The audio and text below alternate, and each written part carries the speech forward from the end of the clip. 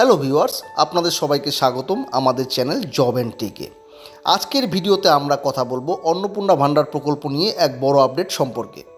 নারী ও শিশু কল্যাণ মন্ত্রী অগ্নিমিত্রা পল এবার এই প্রকল্প নিয়ে বেশ কিছু গুরুত্বপূর্ণ তথ্য প্রকাশ করেছেন।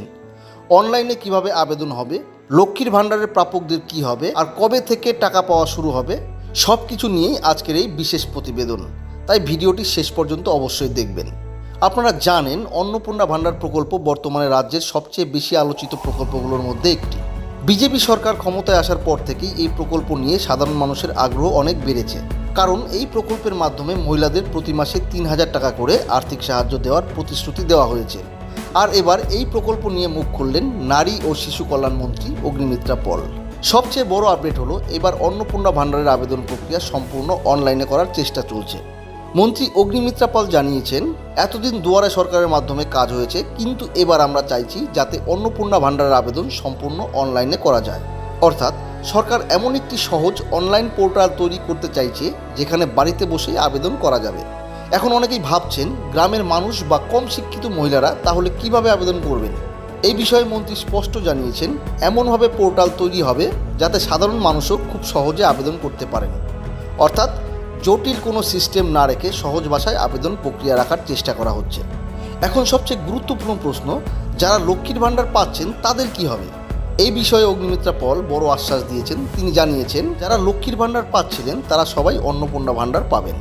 অর্থাৎ বর্তমানে যারা লক্ষ্মীর ভাণ্ডারের টাকা পাচ্ছেন তাদের অনেকটাই নিশ্চিত থাকার ইঙ্গিত দেওয়া হয়েছে। তবে এখানেই রয়েছে বড় আপডেট। মন্ত্রী জানিয়েছেন, প্রায় ৯১ লক্ষ মানুষের তথ্য নতুন করে যাচাই করা হবে। অর্থাৎ একটি বড় ভেরিফিকেশন প্রক্রিয়া চালানো হতে পারে। এখন প্রশ্ন হলো, কারা বাদ যেতে পারে? মন্ত্রী জানিয়েছেন, যারা মারা গেছেন, যারা ভারতের নাগরিক নন, অথবা যাদের বিরুদ্ধে ভুয়ো তথ্যের অভিযোগ রয়েছে, তারা এই প্রকল্পের সুবিধা পাবেন না। এছাড়াও বাংলাদেশের নাগরিক বা রোহিঙ্গাদের নাম পাওয়া গেলে তাদেরও বাদ দেওয়া হতে পারে বলে ইঙ্গিত দেওয়া হয়েছে।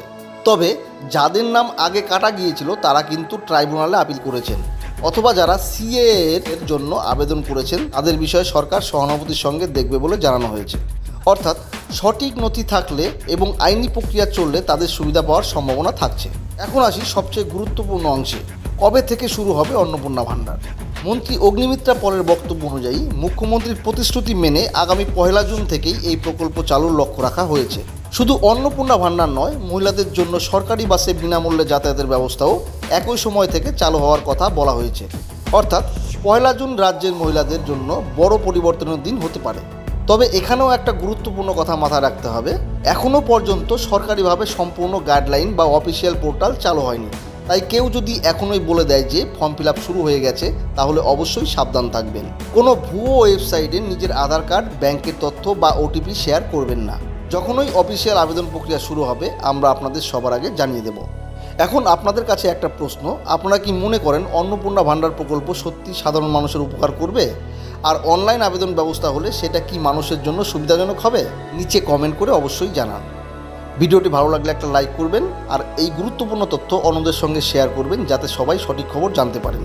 আর প্রতিদিন এই ধরনের সরকারি প্রকল্প, চাকরি ও গুরুত্বপূর্ণ আপডেট পেতে আমাদের channel job and tech subscribe করে পাশে থাকা বেল আইকনটি অন করে রাখুন। ধন্যবাদ, সবাই ভালো থাকবেন।